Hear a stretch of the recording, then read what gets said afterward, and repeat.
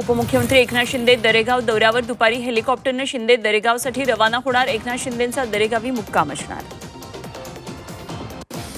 एसटीचा प्रवास आणखी खर्चिक। एसटीकडून ₹2 स्वच्छता अधिभार। एसटीच्या तिकीट दरात 10% वाढ। 14 एप्रिलपासून एसटीचा प्रवास आणखी महागणार। म्हाडा आता घरं भाड्यानं देणार। Maharashtra state rental housing portal बनवणार। पोर्टल बनवण्यासाठी 8 कंपन्यांमध्ये स्पर्धा। रत्नागिरीत हवामान बदलामुळे कोकणातील काजू बागांवर संकट। काजूच्या उत्पादनात लक्षणीय घट। काजू बागायतदारांना मोठा फटका। उत्पादन कमी, खर्च वाढल्यानं बागायतदार संकटात।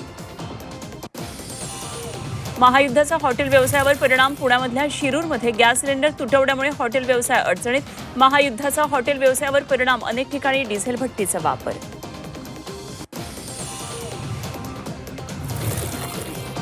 मुंबईच्या सीमेवर एफडीएची मोठी कारवाई। 11,000 लिटर भेसळयुक्त दूध जप्त। मुलुंड, दहिसर, ऐरोली, मानखुर्दमध्ये कारवाई।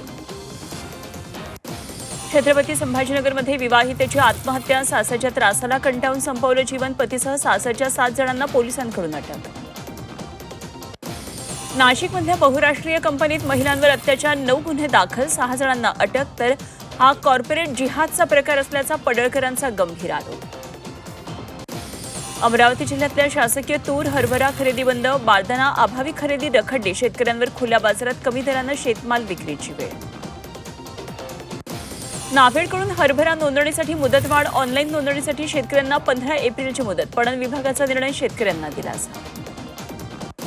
वाशिममध्ये अवकाळीनं 729 हेक्टर शेतीचं नुकसान। पावसामुळे रब्बी पिकांसह बागांचं नुकसान। एकूण 60 गावातील 894 शेतकरी प्रभावित।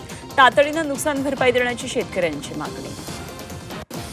गडचिरोलीतल्या सिरोंचामध्ये भीषण पाणी टंचाई। पाण्यासाठी नागरिकांची वणवण। भटकंती। 8 महिने आणावं लागतं। 1.5 किलोमीटर अंतरावरून पाणी। सरकारच्या योजना कागदावरच असल्याचा आरोप।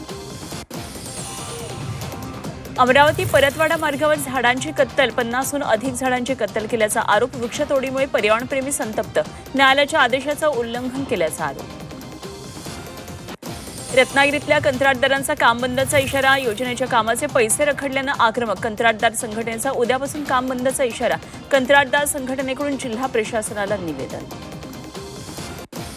रत्नागिरी जिल्ह्यात रक्ताचा प्रचंड तुटवडा। जिल्हा रुग्णालय, खासगी रक्तपेढ्यांमध्ये तुटवडा। सध्या केवळ 100 पिशव्या रक्त शिल्लक। नागरिकांसह सामाजिक संस्थांना रक्तदानाचं आवाहन।